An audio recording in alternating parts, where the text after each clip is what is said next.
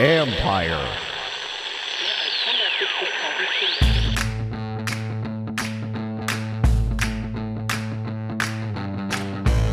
Hello and welcome to my podcast. Do me a favor, subscribe to the John Com Report wherever you get your podcasts. You're watching on YouTube. Hit that like button, hit that subscribe button. Always much appreciated when you do that for us. You can find us there as part of Empire Media. That's AMPIRE. Again, always much appreciated.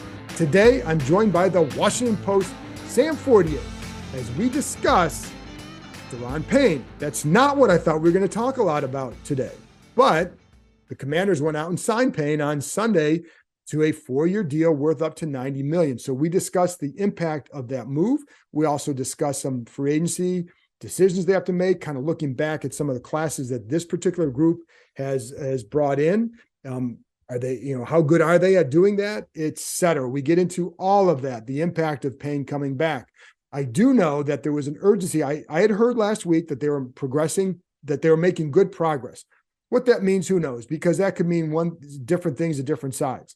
But there was an urgency here because they wanted to know what they had to spend in free agency. And there are some guys that they want to go target right away, that this now allows them to be aggressive going after those guys. And I don't know who they are.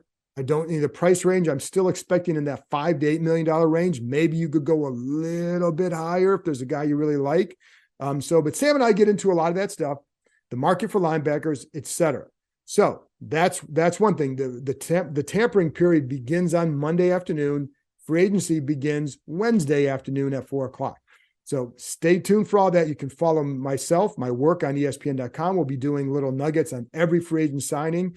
Sam, of course, you can follow with the Washington Post. You can follow him on Twitter at Sam Fortier.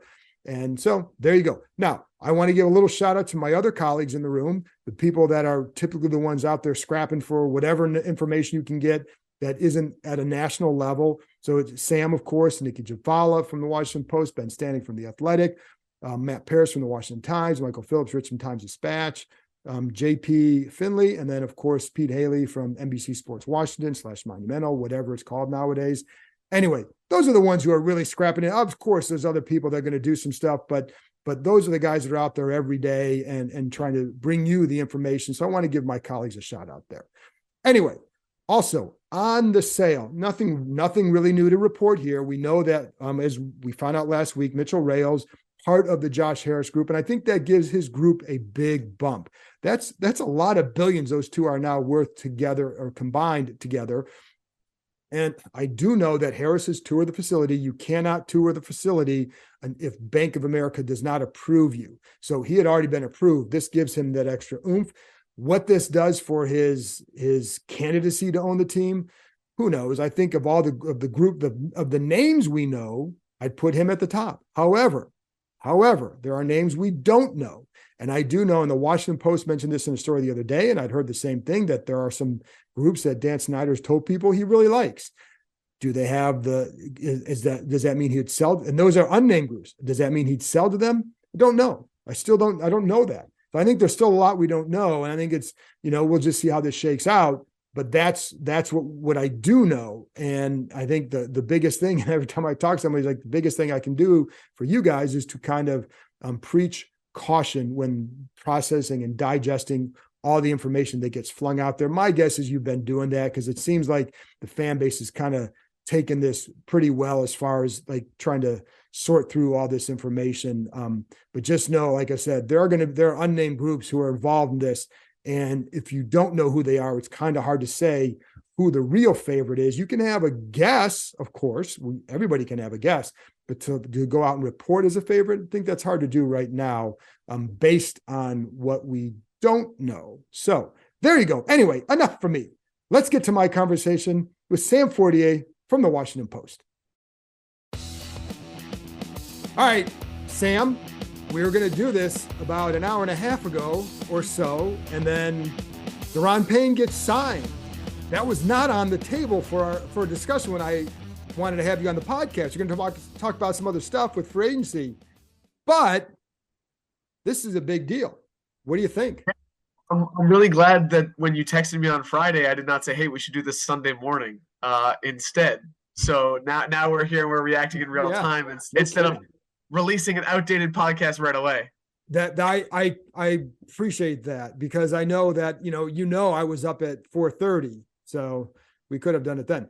But the other thing, yeah. But anyways, Well, I mean, it was spring ahead the clocks today. So were you up at 4:30 when you should have been, or were you up late? Because I right. know No, you no, like to I was sleep up in. when I should have been, but I've been getting ready all week, as you know. Like I was getting up an hour early every day last week just to get ready for this. So I hope people who listen to your podcast regularly know how much of this guff that you put out on the platform. I don't know what you're talking about. What do you think about Daron Payne? Uh, I mean, I'm pretty surprised that they got this done. I mean, I thought that, obviously keeping him around this year to maximize wins for next year, to audition for the new owner and put, your best face on, was always the thing that made the most sense. We've talked about it on the pod before, but to get done a 4-year deal worth $90 million to be the highest paid defensive tackle, in the league, other than Aaron Donald, obviously. That's a massive commitment. And we haven't seen the structure, and we don't know the Right. exact guarantees. And, I was kind of looking through before we recorded, and I don't think that this precludes you from signing Montez and Chase Young. I think you can still do that if you play the time horizons right. John Allen has no more guaranteed money on his base salary. Some of his prorated bonuses keep his cut number pretty high. But basically, what I'm saying is this does not automatically mean that no Chase, no Montez. But for me, for a front office, for a regime that's trying to win right now, trying to maximize the number of games it wins this year, this ultimately makes sense. It does. And it's funny because I had heard several days ago that they were moving towards something, right? But you never know how these things go, because I remember hearing a couple of years ago, oh, there's some optimism with Brandon Sheriff.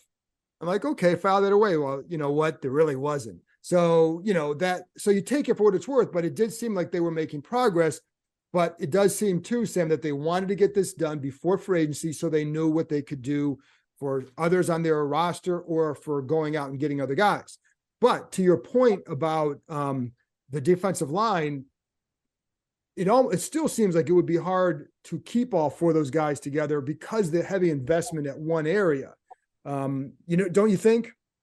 Yeah, I mean, we talked about this with Martin Mayhew in Indy. I asked him, is it possible to keep all four guys? And he said, we'll see. It'd be great, right? But there's a salary cap, so we'll see. I took that to mean that there would not be a long-term deal done with Daron Payne because, you can't keep all four of those guys on second contracts, basically. But now I'm wondering if they feel like there is an avenue through which to accomplish this. Whether it is, maybe you cut John Allen after next season, or whether it's, maybe one of these guys will get a below market deal. It's hard to imagine that for an edge rusher, but with the defensive line market seemingly about to explode, maybe they think, hey, if we strike early, we're actually going to come in under market and we'll see, or, under where these guys are about to be. And maybe that opens up doors for us in the future. I mean, but again, there is a gap between they're confident in the building that they could make this happen and will they actually be able to pull it off? And the fascinating thing to me will be, if they do pull it off, how do they try to? Right. I think the other thing is maybe they don't plan on bringing both those defensive ends back. That's a scenario as well. I think that's totally possible. And Ron Rivera kind of hinted, even though Chase Young was his first draft pick, if you feel the need to say, hey, we might not pick up this guy's fifth-year option because we like the motivation, look how it worked for other guys. I mean, that's a concerning thing, right? And so, Chase Young, I think, still is supremely talented. And if he can come back and get back to his power moves and generate pressure that he was the second half of his rookie year instead of, the way he was during that sophomore season, that's a huge plus. And I think that, you keep that guy around. But is Montez Sweat now, is he the odd man out? I mean, if you can't keep all four, which I think you and I both think is probably the case, then it seems like, he might be on the block. Right. Not trade block, I want to say. No, I know what you're saying. And I know, yes, I'm glad you clarified that because I know what you're saying. Someone else is going to say, oh, Fortier says he's on the trade block. Right. The other part of it too is then this is a good class for some edge rushers for the draft. And so I wonder if they wouldn't look at one, because I know they want to get somebody there. Now it's mostly for depth. and to get a young guy that maybe you can develop into a situational rusher, but maybe you do something there to just kind of like what they did with Fedarian Mathis, and you get a guy in whatever round where you say, hey, can be part of the rotation because you do want to rotate guys, and maybe a starter if one of those guys leaves. There's all sorts of scenarios. Yeah, I think that was something that, you heard in Indianapolis as well. Like, that is a position, pass rusher, whether it has inside, that guy has inside, outside flexibility, right, like F.A. Obata had. Maybe it's more of an edge rusher, but I think that's something they will address during the draft. I don't think it'll be high. I still think corner and offensive line are your two priorities. That's probably going to be the first couple rounds, if not the first 3 rounds. But at some point, I do expect them to look at an edge rusher. Me too. And, funny because with the offensive line, it could be any of 3 spots on that, right? Yeah. I mean, it's like we say line, it could be tackle, could be guard, could be center. I mean, in the first round, I wouldn't expect a center, I wouldn't either, but in the first 2 rounds, depending on where you go in the first round. Totally. And if you take a guard, if you take one of those 2 guys, whether it be the TCU kid or the Florida kid, maybe you go tackle in the second round, but yeah, there's a lot of ways they can play that, but I think that's possible too. So how do you think with Payne, what is the signal either to the locker room? How big an impact do you think this plays in there when you keep a guy like that around? I actually don't know what the locker room impact is. I mean, it's good, right? You're rewarding a guy who, played well in your system, certainly developed. I think that people point to Payne's breakout last year in terms of sacks. He went from 4.5 to 11.5, which was by far his career high, more than double his second highest total, which was in his rookie year, actually, with 5. But his pressure rate has been pretty steady. Right. He actually had the same his last 2 years. He's created pressure on 9.6% of his snaps. So I think you're not necessarily betting on that one breakout year like it might seem like you are. I think you've seen that production, and he's finished more than last year. But to the locker room, what does this signal? Sorry, I ran through your. No. That's a great way. So finish this, but I want to go back to what you're saying because that's the even better thought. So finish up here. Okay, yeah. So I mean, I think this is kind of the same as Terry, as John, right? Those 2 guys are more faces of the team than Daron is. And so I think it was more important to get it done with those 2 guys. But with Daron, it's just, to me, it's another data point in the message that you set up, is if you come here and you play well, we will reward you. And actually the guy that I'm looking for, that I'm kind of surprised they haven't got done yet, is Jeremy Reeves, who really embodies that as well. He's not going to be a big money, big contract guy like that. Done. But they'll get him done too. But I'm saying that is, I think, another data point. Oh, God, could you imagine that locker room without Jeremy Reeves? I mean, just from a vibes perspective, right. When you walk in there, he's the guy singing. He's the guy that's in the middle of the battle. Just a real quick story that I think people will enjoy. Last year, we walked into the locker room and there was a heated debate between the DBs and the receivers about whether they should be playing on the speaker. Young boy NBA, Never Broke Again, who I'm sure Kime listens to all the time, and Rod Wave. And I remember Cam Sims was yelling at the DBs y'all boys love to be in your feelings because they love playing Rod Wave. And just Jeremy is he's really one of the heartbeats of that room. Right. Well, that was a lot like when in the press room, when I got into an argument with Standing, I said, I want to play Springsteen. And he said, no, we're playing Creed. So that was a heated day, if you remember that day. Yeah. I absolutely. Okay. But you're right though. And again, I'm going to go back to your pressure points, but I do, because I think we all, with Jeremy Reeves, he's a leader, but it's also you see those cornhole games and he's always playing that. And it's a way for him to kind of play and meet with other guys. But I don't think, and we even joked on the last day for a locker room cleanout, I think it was there was no way that that anybody was going to be in that locker room longer than Jeremy Reeves on that last day, because he just loves being in there. And if one other guy was going to be in there, Jeremy Reeves would be there next to him, because it's just that place means a lot to him. So they're not going to lose him, period. But he means a lot in there for a guy he was a punt protector, backup guy, special teamer. His value is pretty high in that locker room. But so let's go back to the pressure, because a lot of people look at this and say, well, how can you duplicate this? Is he going to play just as hard because, he got this sacks his money here? to me, he's been ascending to like those sacks come whenever they come, right? But his play has been very steady to me. It's not like there was like this nobody, boom, he's up here. It was a progression, really good last year. I mean, he was really good in 2021 as well. Right. And I think that, like there's always, I saw some chatter on Twitter and an agent brought it up to me like, hey, how is John Allen going to respond to this? Is he going to be mad that, Daron Payne, the guy inside next to him is now earning more money? And like, I think it's kind of the opposite because I think John knows that he's better when Daron is in there taking that attention, and they're better together. And to me, I think one of the biggest progressions of last year, and a part of this was Chase Young being out, but I mean, we wrote about it, we talked about it.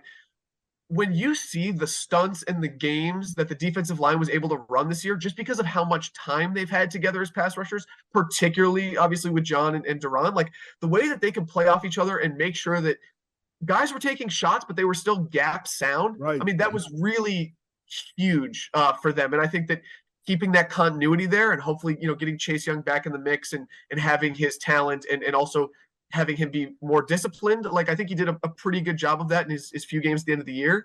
If you can keep that going and keep a cohesive line that's elite, can crush pockets, things like that, like, I think that's just a huge all-around benefit for your team. Yeah, and going back to the Allen thing, because that's something I talked about with people during the year, like, they thought, like, there's no way it's going to bother him. In fact, I think it bothered him more if he somehow got away for exactly the reason you said. That's a guy who is like, if you look at a guy who's as much a team guy in there as far as like, how he approaches things or whatever, I think Allen would be that guy. They've also, those two have always been, despite what happened in Dallas, they've always had a decent relationship because, the respect, I think all that, but it sounds like they got closer last year. So I think it would have bothered Allen much more if Payne had left than if he had surpassed his deal. Because I think one thing too, Sam, like players know, well, when Allen signed it, it was 18 months ago. Like the market goes up. There's an inflation rate here, right? And the players know that. So, I think if he were, maybe if you're a receiver, a corner who's a diva, you act differently, right? A defensive tackle from Alabama who's, like Allen is not going to be bothered by this. Yeah, and I think back to basically like during that stretch where they won basically every week last season, like the atmosphere in the locker room and the cohesiveness and just how lifted everybody was, like if they can avoid a slow start next year, if they can do, I'm sure there's going to be plenty of things that we can talk about for them to improve, but I think that is really what, obviously they want to get paid and they, they play a sport that's particularly violent and it's a really uncertain career path and a life path after that career. But I think winning really does matter. Like when John Allen says, like, I really want to win, this bothers me, like I hate losing. Like I think that he means it as much as anybody, as you pointed out. And so this is just the way to do that. So what do you think if like Daron Payne changes his number to like, if he and Sweat switch and he has a 90, but instead of Payne on the back says Payed, Daron paid. What do you think? Come on. Well, I'm not used to you being funny, so I'm actually thrown off a little bit. I got more, Sam. I got more. So the impact on free agency now, because part of the reason they wanted to get this done is to now be able to, and by the time this comes out, they may have signed somebody else. I mean, it's possible that by the time it's coming out, maybe Heineke is done. I don't know. I know that's a guy they're trying to get done. So that, and maybe somebody else, but it also frees them up to now pursue others. And we don't know. And you brought this up earlier, and it's right. Until we see the full breakdown, like his cap number was going to be 18.9. Well, clearly it's going to be a lot lower than that. We don't know how much lower. We don't know how much more money that gives him now, but this then frees him up to go out and be a little bit more active, aggressive right away. What are you anticipating from them in free agency? Now, you had texted me earlier because your plan was, if just so people know, and I should show them the text, but I won't do that. You said trade for Lamar, sign Orlando Brown, and then who was the third one? I forget who the third one was. Oh man, yeah, I totally endorse all of those moves, and just for what it's worth, if you could get Lamar, it's Lamar's not coming here as Right, we've right, all right, pointed out, but like if you could get him, right. I don't think that that's a bad idea. Oh God, he'd be great. He'd be a lot of fun to watch. I mean, that's not about if he's good or not, or if he's fun to watch, right? right, right. I'm just saying that I Yes. do not oppose the Lamar deal fundamentally. Yeah, I think no, it's no. about it's about everything else, and And the I fact was that they kidding won't for do it. people who are just like, oh my God, they're not getting Orlando Brown either. Yeah. But here's the thing is they have a decent amount of cap room, right? Like 16-ish million, like going into free agency, which is a before good the pain, before the pain. before the pain thing, right? Right. But I think that even though this will likely lower his cap hit, I don't think that this move is like then going. I don't think they're doing this move with the mindset that they're going to go out and make splashes. I think that I think even in Indy, I think weeks ago, like their approach is probably going to be what it was last year, which is some maybe like second tier deals. I think you'll see them go after positions of need, whether it be linebacker or offensive line. I think those are kind of positions that you'll see from them. But it's to me that this is not going to drastically change their plan. But what I think where it does change it is it allows you right away, if you want a guy, to go get him. So it may not be a splash signing on day one, but maybe it's a guy in the $6 to $7 million range that you like, this is the guy they wanted because they knew what they had. They could go target this guy and this guy. So I could see a scenario like that. Do you think? Yeah, I think that that's probably well said. Like in the Right. $6 to $7 million range, like if you want to go get instead of the middle of the second tier of linebackers, you want to go get the top of the second tier, whether it be one of those guys. Like that is now on the table. And you can be a little more aggressive. Whether if you want one of the centers at the top of the market or the guard, like those things feel like you can be more aggressive. Right, and that's right. Where would you go first? Like, or not first, because you can go anywhere, but give me your, Bram and I talked about this on the Friday podcast, but give me your priorities for them. Yeah, I think it's linebacker and offensive line, kind of like I said. I mean, if the defensive back depth is right, like you'd certainly go after, one of those guys. But I mean, to me, the linebacker from San Francisco, Shazeen, yeah, like I think he makes a ton of sense. Yeah. Like the linebackers who are probably going to be in the similar price range as Cole Holcomb, but I think are a little bit better. Like those guys, I think would make a lot of sense. On the interior offensive line, or on the offensive line, I wonder, will they go after Andrew Wiley because he's in the price range? He was with Eric Bieniemy. Correct. I think that is sort of the type of guy you'll target, but I really think they're going to draft a center, particularly because of, I reported that they interviewed at least 19 offensive linemen. They used of their 45 formals that they had in Indy. Plenty of them, I think they had 6 or 7 centers in there. I really feel like they're going to draft a center. But if you're looking at guard Dalton Risner from Denver, Nate Davis, Tennessee, Connor McGovern, and then at tackle there's Caleb McGarry, Jermaine Eleminor, Andrew Wiley. I think all those guys fit the Eric Bieniemy mold. And if I can ramble just a little bit longer, in the 5 years that Eric Bieniemy was the KC offensive coordinator, they really had a type that very few guys got out of. They had tall guards and tackles. Right. They were 6'5" or above in almost every case, between 305 and 320. Their centers were almost carbon copies of each other, 6'3", 6'4", 300, 301. And I think, the only outlier they had was Orlando Brown, who was, I think, like 6'7" and 340. So I expect them to fit those guys, that kind of prototype, as they rebuild this offensive line. And I think Wiley's the one to watch because he can play guard or tackle. So, and I don't think he's going to be in that he's not going to be ultra expensive. I would worry about like McGarry, Davis. I would worry about the cost as well. But can you make one of those, because I know before the Payne one, the hard part was if you go out and you get one of those expensive guys, how does that impact your ability to do stuff at other spots? But that's why Wiley or the Risner guy from Denver would be in that range as well. Then the hard part is that tackle. And the hard part, if you get one of those guards, now you can keep Cosme at tackle. So you're okay. And you could also draft one as well. And I think the other thing is you look at some of the tackle list and it's a hard list because they all have they're all going to have their issues, just like at linebacker. Is there a linebacker that you like? I saw you got like guys like TJ Edwards is on there. I'm curious about his market because he's coming off a couple of really good years. David Long from Tennessee, but the health issue with him is a big factor. So if they can go pay a little bit more for tier 2, I actually really like Bobby Okereke from Indianapolis. What do you think? Because like my fear with him would be the money on him. Yeah,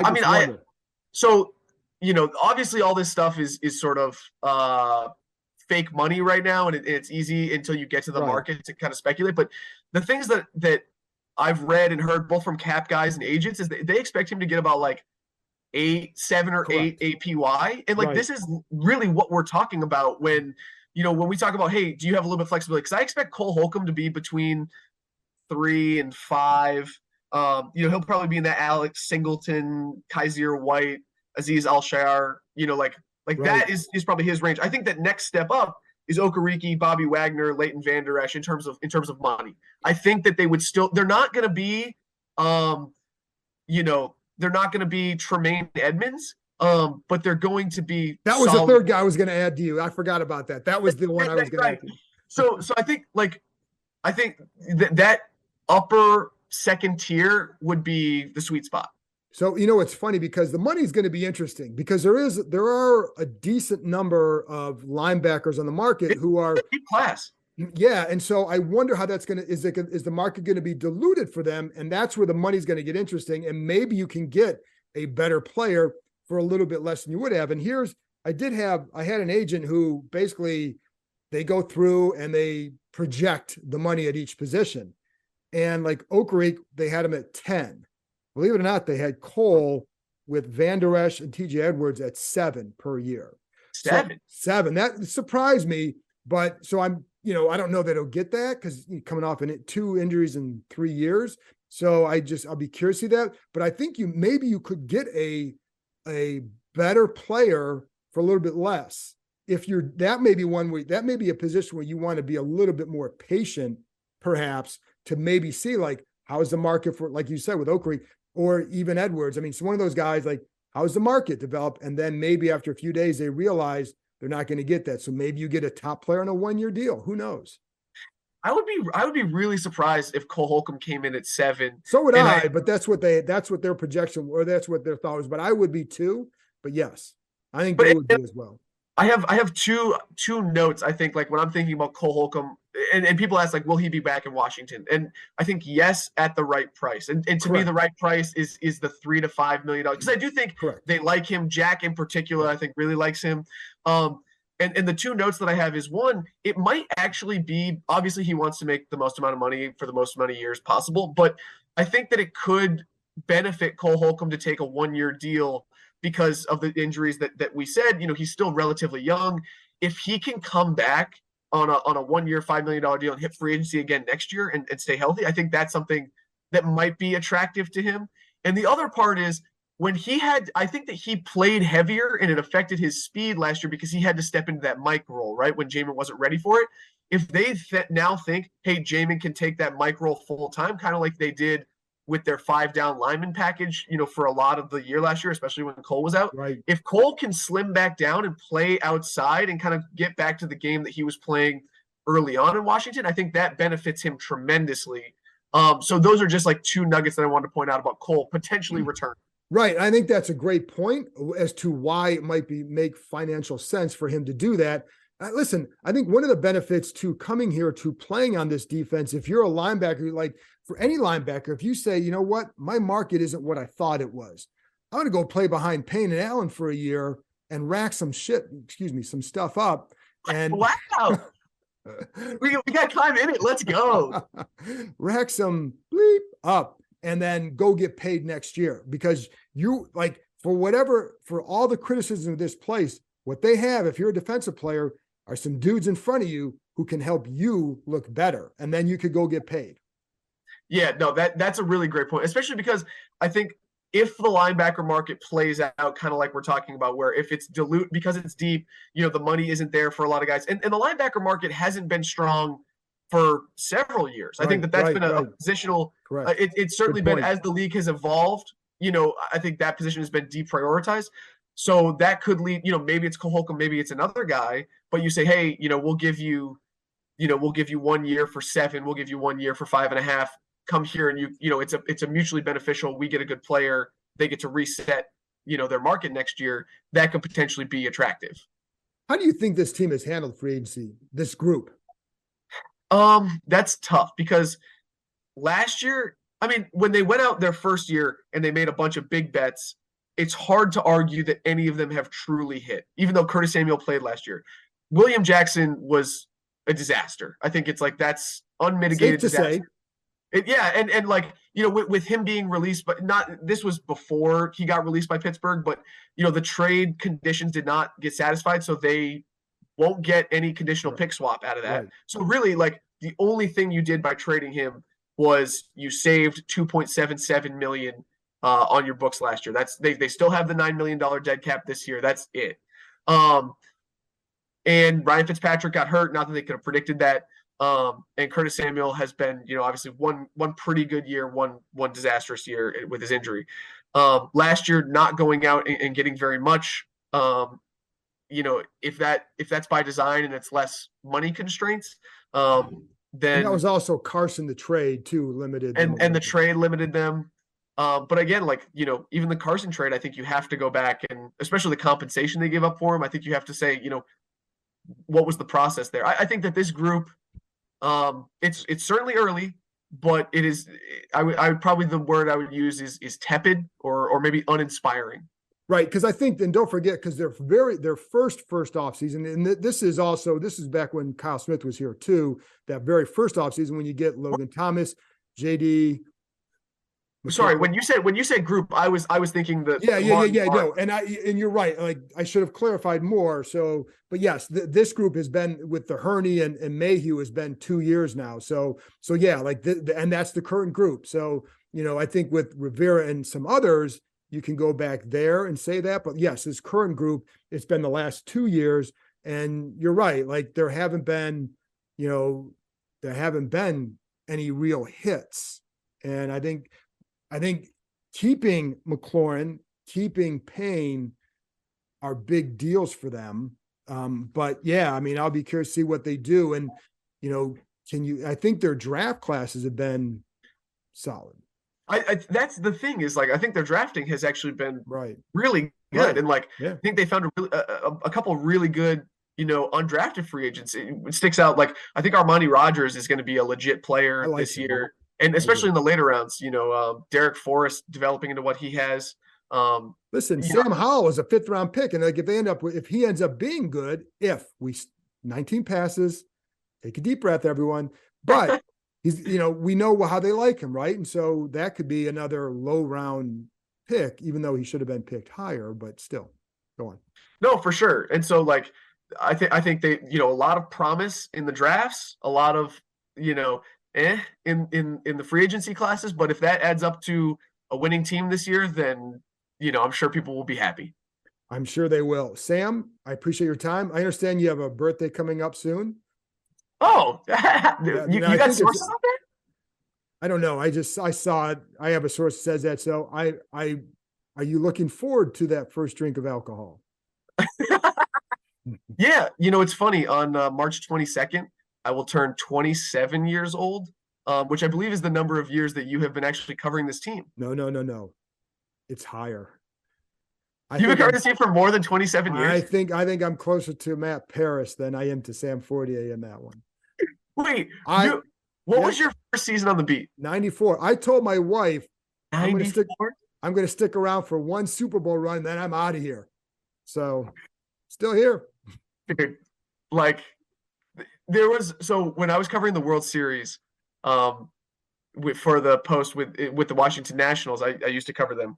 And one time I remember Adam Kilgore, one of our colleagues, turned to Barry Svrluga, the columnist, and Jesse Doherty and I, who went to college together, were on the beat together. And he was like, "Hey, Barry." And so Jesse was 25 and I was 23. And he was like, "Hey, Barry, how's it feel to know that our two beat writers' ages added up together are still younger than you?" Oh. Ouch. So, yeah. That was the parting gifts for your appearance. Yeah. Hey, it was about Barry, not about you being old. Yeah, but I think I may have a year on or two on Barry. So, Oh, wow. I don't know. I don't know how Barry and I can maybe talk about that off air one day.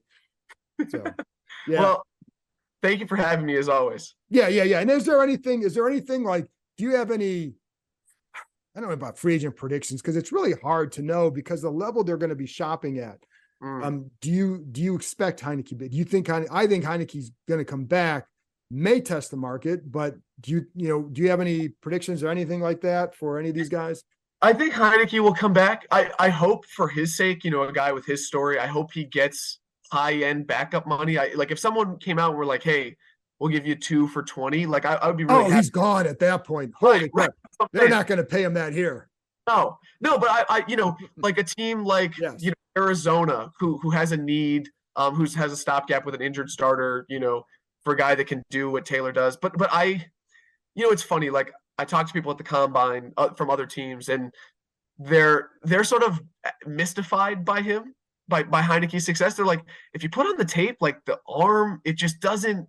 You don't think it translates, and then it just does. Like I had somebody tell me, like, how, like they asked me, how does he do it? Like why? Like what is he like in the locker room? Because he's so magnetic, and guys, like you can just see on the film, people play hard for him. Yeah. And I was like, yeah, it's really remarkable. I stopped trying to figure it out a long time ago. You just roll with it. You know what I mean? But right. Yeah, I mean, like there was one time, like there are guys that you'd want. He's a definition of a gamer. And I don't like that term because I think, by and large, if you don't practice well as a quarterback, I don't think you're going to play well, because why are you not practicing well? Is it because, you know what I mean? But he goes out there and makes plays, and he gets away with plays that aren't made by the other team. And it leads to a guy who players respond to. And there's something about the dude. And I think he's also smart, and I think he'd be good for Sam Howell. I think there are other guys who could fill that role as well. I'm a fan of Jacoby Brissett, guys like that. Dalton, I think. Andy Dalton. Yeah. Andy Dalton. I mean, name.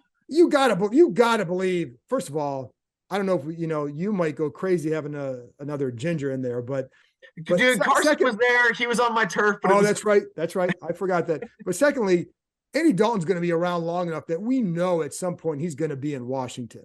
Like that guy's going to play for 5 more years, and at least one time he'll be in Washington. So that's a lock. I think that's like a lock. The Josh Freeman rite of passage, him coming through here. Yeah, something like that. So anyway, there you go. Sam, thanks for coming on. Always appreciate it. Tell people where they can find you. You can find me on Twitter at Sam, 4TR, SAM, 4TR. You can find me in the Washington Post and Dunking on Time on Twitter. That's it. I'm going to delete that last part. Thanks, Sam. Thank you.